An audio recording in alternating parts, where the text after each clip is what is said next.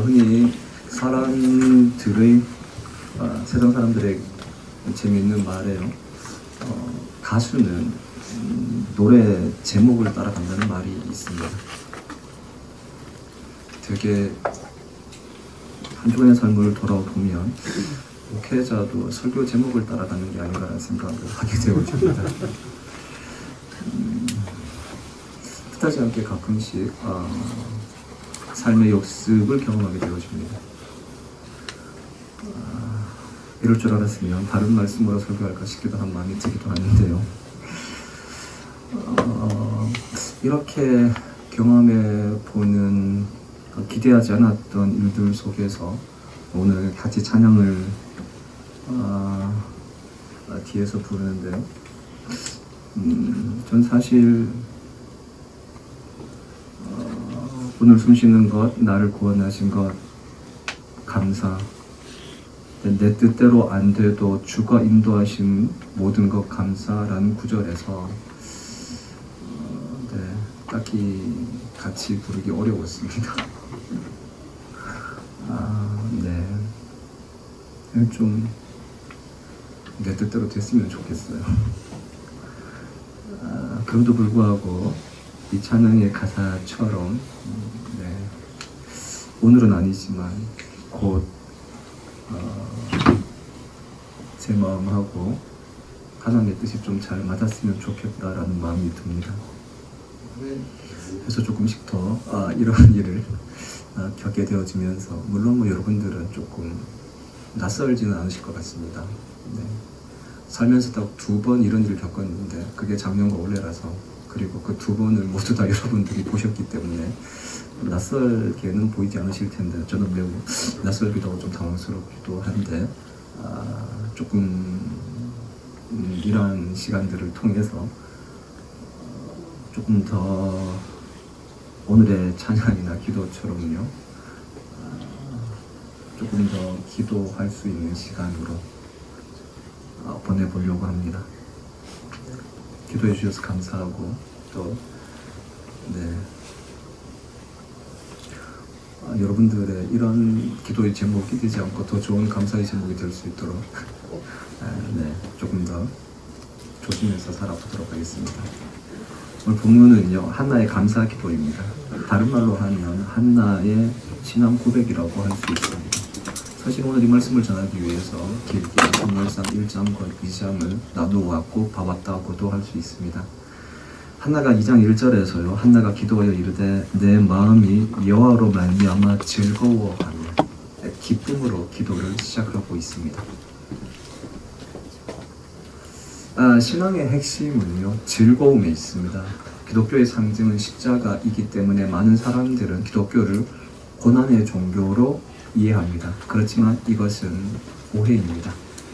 기독교는 기쁨의 종교입니다. 기독교의 주요한 교리들을 모아둔 가르침을요, 요리문답, 영어로 카테시즘이라고 합니다. 그리고 그 가운데 가장 중요한 교리들만 모아놓은 내용들을 소요리문답, 숄터 카테시즘이라고 합니다. 가장 널리 알려진 소요리문답은 1643년에 만들어진 웨스민스터 소요리문답입니다. 그 첫 번째 문항이 이렇습니다.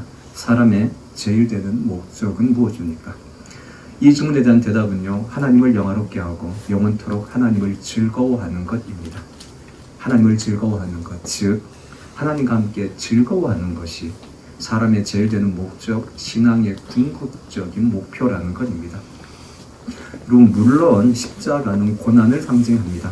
그러나 십자가를 대하는 예수님의 태도를 보면요, 단지 십자가가 고난의 상징만은 아니라는 걸 알게 되어집니다. 이것은 십자가를 지시기 전에 하셨던 예수님의 행동들을 보면 보다 분명히 알게 되어집니다. 6월절 전날 예수님께서는 제자들과 함께 최후의 만찬을 가지셨습니다. 그리고 제자들과 함께 찬미하며 감람산으로 가셨습니다. 즐겁게 하나님을 노래하며 감람산으로 가셨다는 것입니다.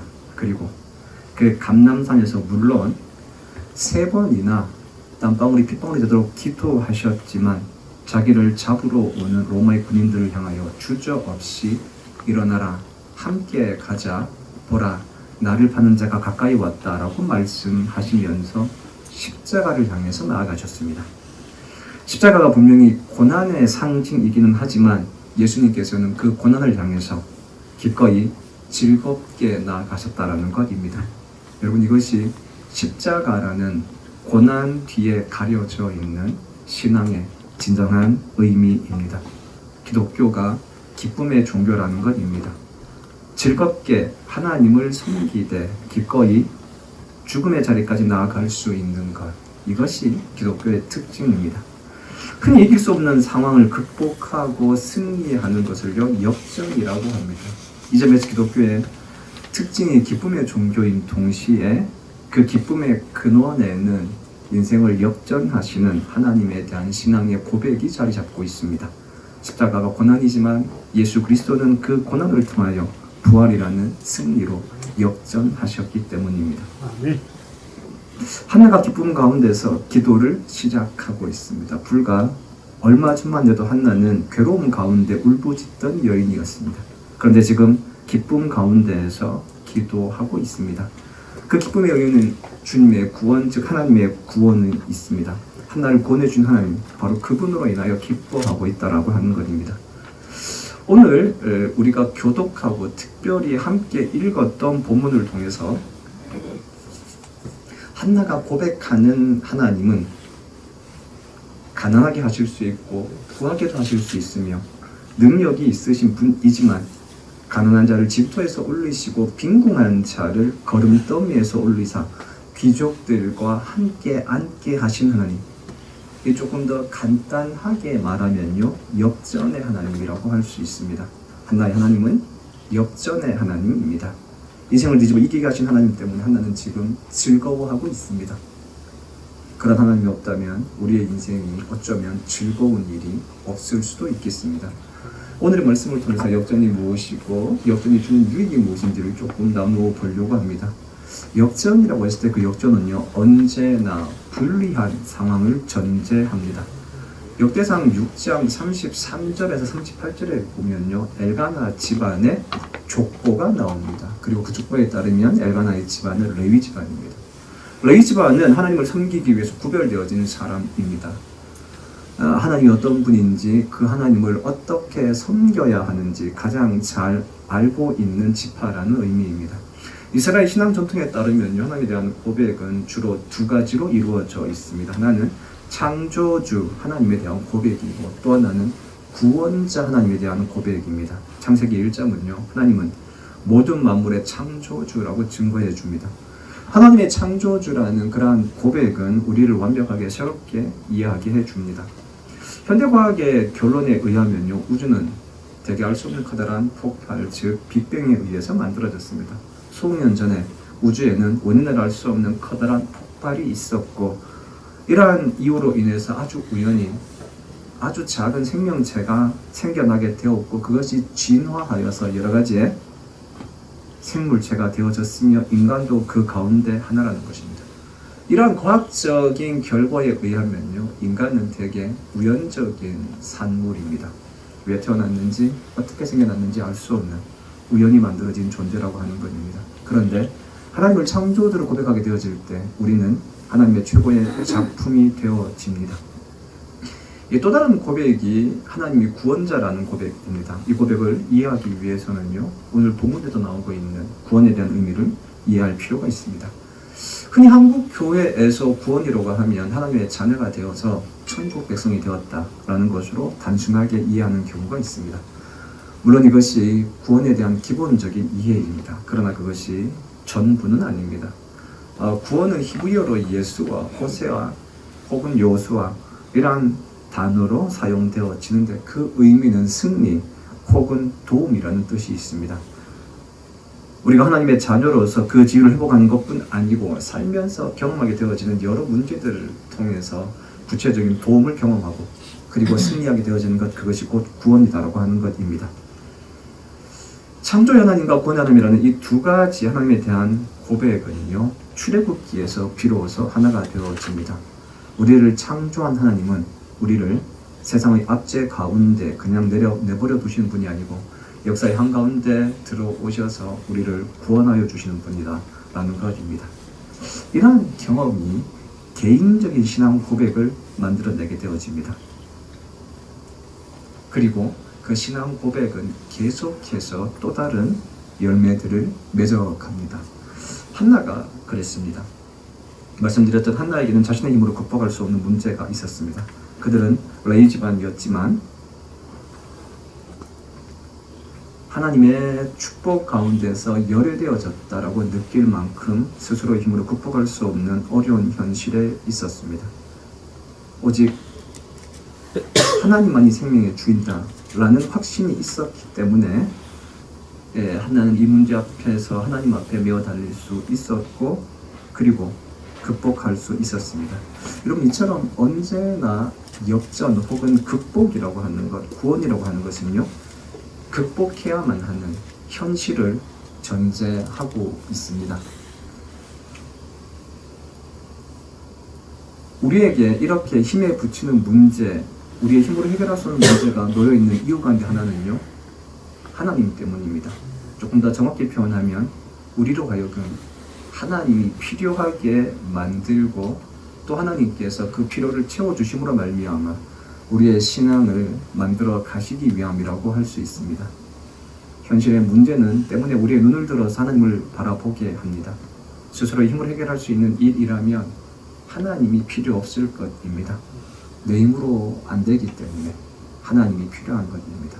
한나는 이러한 현실을 직시했고 하나님께 무릎을 꿇었습니다.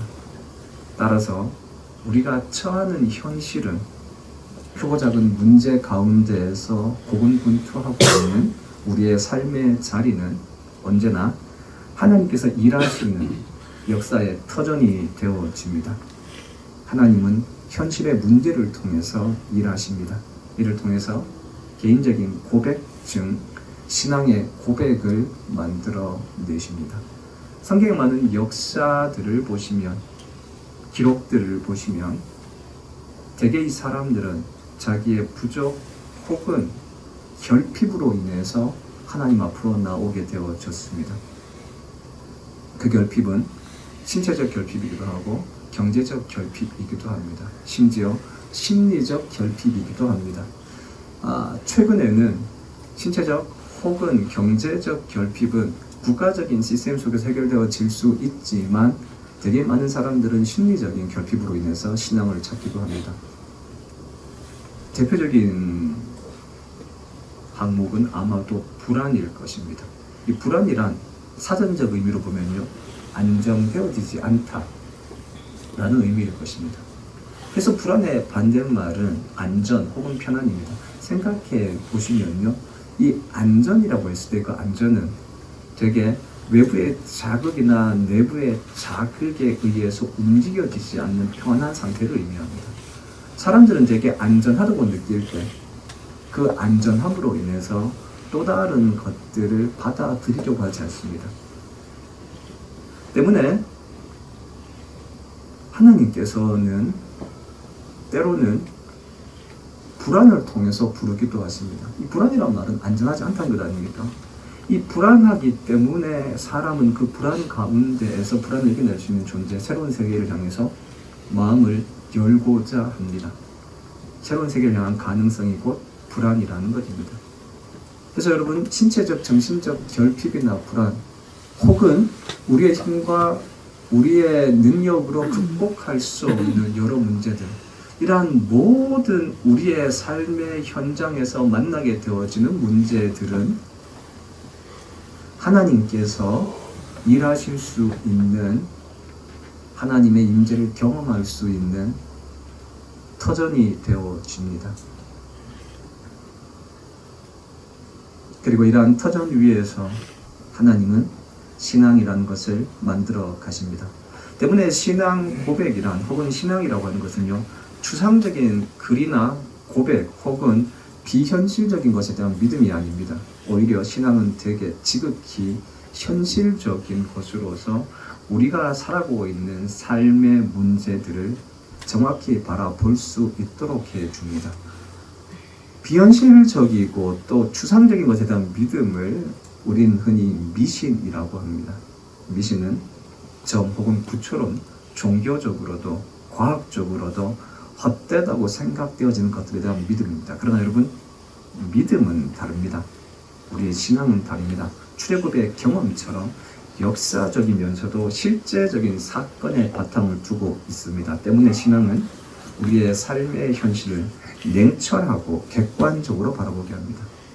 만일에 한나가 미신적인 신앙을 가지고 있었다면요, 당시에 많은 사람들이 그랬던 것처럼 풍요와 다산의 신이었던 바알이나 아세라를 섬겼으면 되었습니다. 그러나 한나는 현실을 정확히 인식했기 때문에 생명의 주인이신 하나님께 무릎을 꿇고 기도하게 되어졌습니다. 그 결과가 바로 사무엘이지 않습니까? 여러분, 신앙이라고 하는 것은 반드시 현실을 직시하게 하고 그 현실의 한가운데에서 하나님의 섭리를, 역사를 경험하게 해줍니다. 이 본문, 그리고 우리가 교독한 말씀은 사무엘을 낳은 후에 한나가 드렸던 감사의 기도입니다. 다른 말로 하면 한나의 신앙 고백이라고 할 수 있을 것입니다. 한나가 경험한 하나님은요, 낮은 자를 낮추시고 낮은 자를 높이시고 높은 자를 낮추시는 하나님, 역점이 하나님입니다. 이러한 신앙의 고백은 한나로 하여금 또 다른 신앙 고백, 또 다른 역전을 경험하게 합니다. 사무엘의 출생 이후에 세 아들과 두 딸을 낳게 되었기 때문입니다. 본문은요, 성경 말씀은 여호와께서 한나를 돌보셨기 때문에 한나가 또 다른 아이를 낳을 수 있다라고 증거해 줍니다. 여호와께서 한나를 돌보셨기 때문에. 이 돌보다라는 히브리어 단어가 파카드입니다. 그 원래의 뜻은요, 방문하다입니다. 하나님이 한나를 다시 방문하셨기 때문에, 바꾸어 말하면 하나님께서 다시금 한나에게 임재하셨기 때문에, 한나 입장에서 본다면 한나가 다시금 하나님을 신뢰하고 하나님 앞에 무릎 꿇었기 때문에 또 다른 신앙의 고백을 만들 수 있었다라고 하는 것입니다. 여러분, 이처럼 신앙의 고백은 또 다른 신앙의 고백을 만듭니다. 이것이 한나가 고백한 역전이 하나님에 대한 신앙의 고백입니다. 한나의 신앙 고백이 또 다른 열매를 맺는 것처럼 모든 신앙인의 고백은 또 다른 신앙의 열매를 맺게 되어집니다. 우리가 잘 알고 있는 것처럼 예수님의 수제자는 베드로입니다. 요한복음 10장에 의하면 예수님께서는 솔로몬 행각에서 설교하고 계시는 모습이 기록되어져 있습니다. 그리고 그 시간적 배경은요, 수전절이었습니다. 수전절이라는 명절은 주전 164년경에 유다의 마카비가 예루살렘 성전을 깨끗하게 했던, 그리고 다시금 하나님 앞에 봉헌했던 그러한 사건을 기념하는 명절입니다. 그리고 그 날짜는요, 12월 초입니다. 그 장소는 솔로몬 행각이었습니다. 행각이라고 하는 것은 지붕과 기둥만 있는 건축물입니다. 사방이 훤히 뚫려 있는 건축물입니다. 예루살렘의 12월은요, 한국의 12월과는 다르게 매우 춥고 매서운 바람이 부는 장소입니다. 어쩌면 그곳에서 설교하시는 예수님 앞에서 베드로는 예수님의 설교를 들으면서 또 다른 생각을 하고 있었는지도 모르겠습니다. 추운 날씨 가운데, 긴 설교 가운데에 힘들어하고 어려워하고 있었을 수 있습니다. 때문에 베드로는 그 불과 몇 개월 후에 6월절 예수님께서 잡히시던 자리에서 예수님을 모른다라고 부인하기까지 했었을 수 있었을 것입니다. 어쩌면 그 베드로의 마음에는 불평과 불만들이 가득 쌓여 갔었을 수도 있습니다. 추운 겨울 날씨만큼이나 말입니다.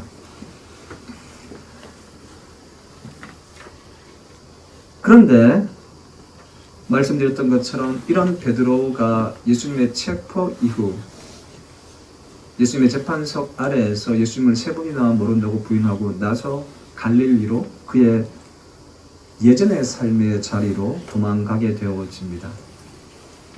여러분이 갈릴리 호수는 폭이 되게 한 12km 정도, 둘레가 22km 정도 되는 크지 않은 호수입니다.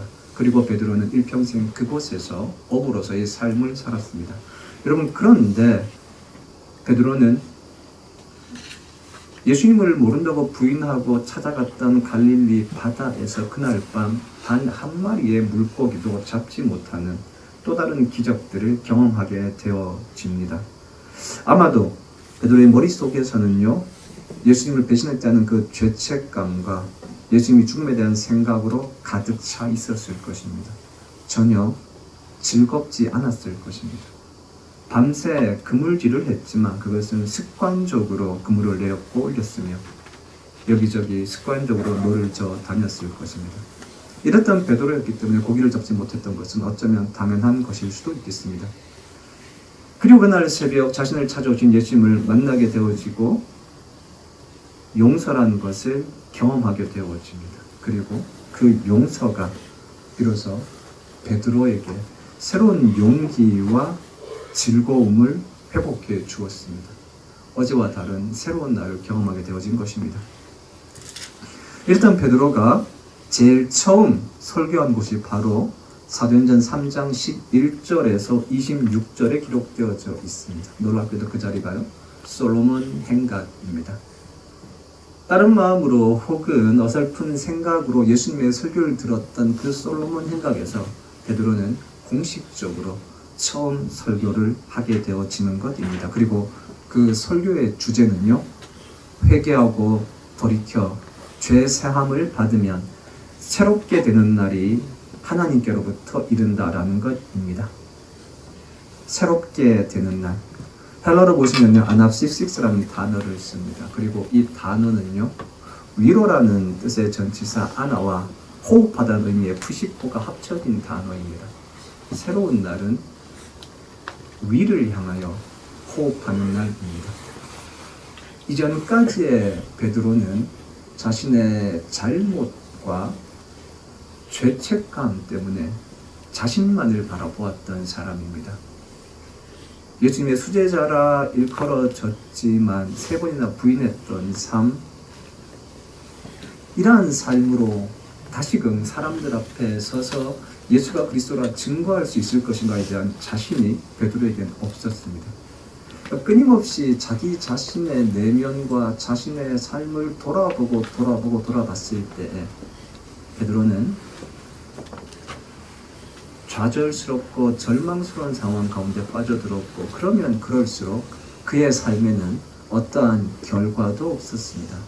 그러나 그러한 삶에서 용서라는 것을 경험하고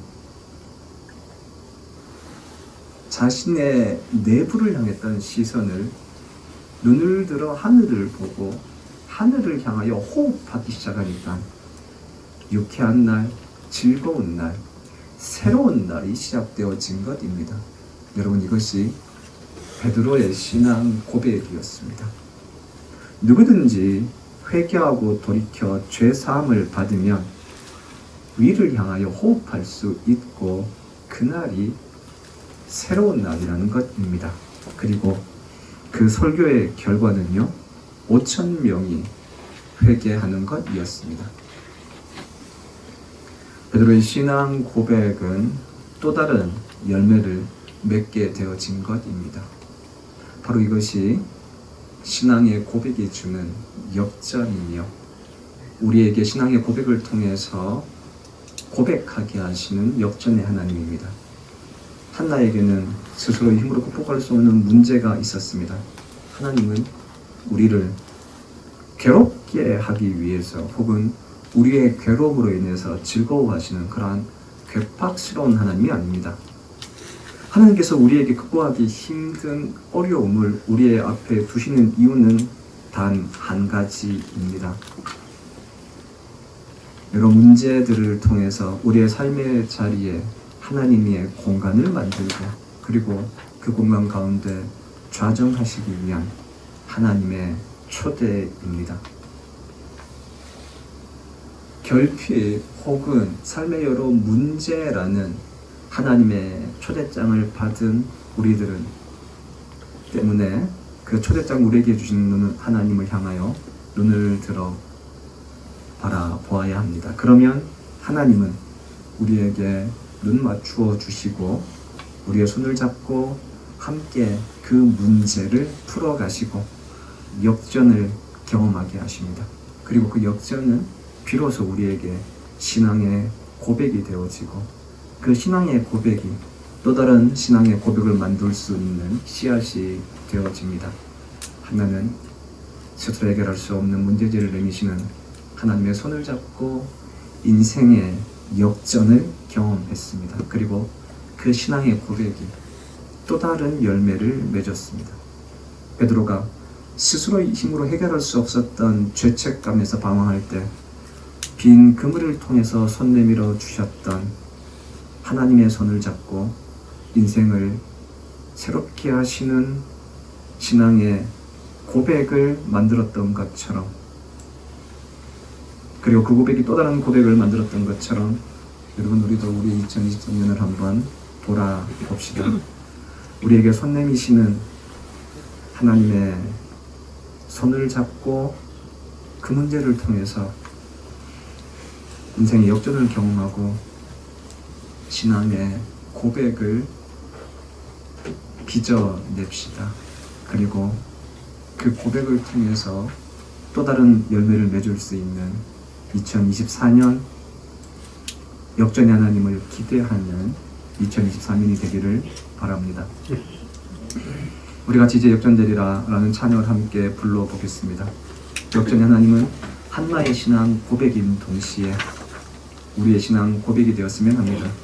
우리 하나님이 어떤 분이신지 기억하고 그 신앙 고백으로 2024년도에는 또 다른 신앙의 고백을 만들어 봅시다.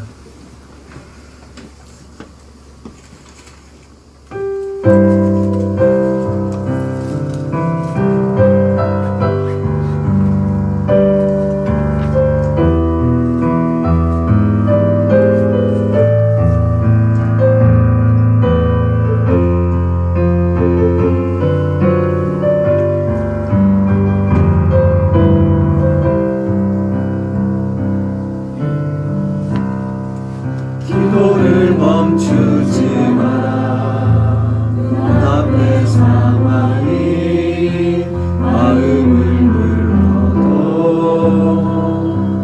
원망치 마라. 너의 일을 지켜라. 저들은 너의 일을 보고 있다. 마음을 뺏기지 마라. 내가 널 도우지 않는단 소리에 너의 모든 게 불리해도 너희 기도를 계속해라. 너희 기도를 멈추지 마라.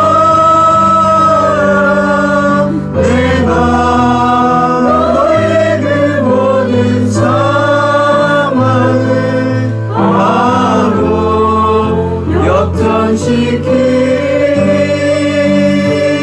너희 기도를 멈추지 마라. 내가 잠시도 쉬지 않고 모든 것 지켜보고 있으니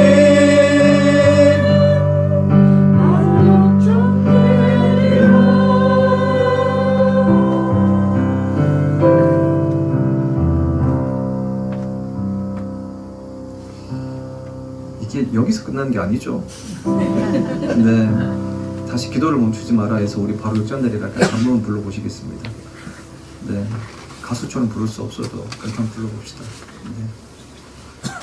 기도를 멈추지 마라 해서 바로 역전되리라 한 번만 더 부르시고 우리 이 기도를 같이 드리시겠습니다.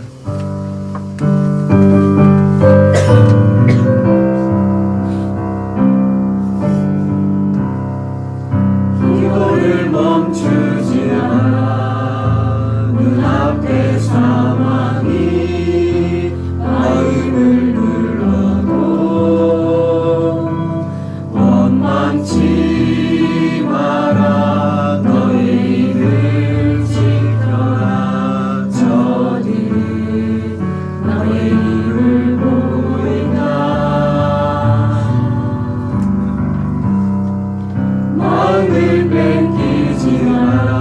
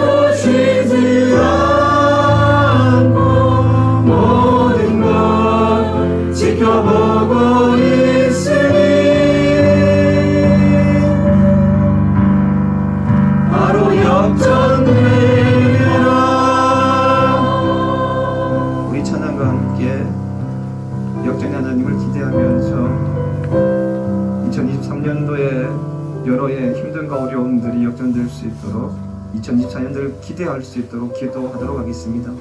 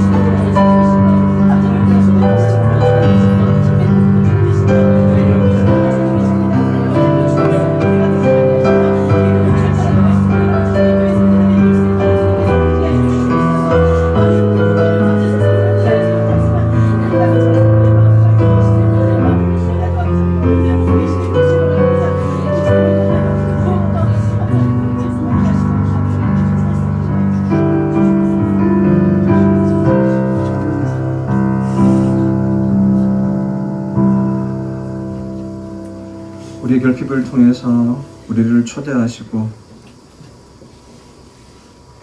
우리의 신앙 고백을 통해서 역전을 만들어 가신 하나님, 오늘 우리 하나님이 어떤 분이신지 기억하고 그 하나님과 함께 2024년도에는 역전을 만들어 가게 하옵소서. 지금은 십자가라는 고난을 부활이라는 영광으로 역전시키신 예수님의 은혜와 예수님의 역전이 우리의 역전이 되게 하시는 하나님의 사랑과 또 다른 역전을 만들어가게 하시는 성령님의 능력이 오늘 예배드린 우리 교회 성도들 가운데 함께 하시기를 간절히 축원합니다. 아멘.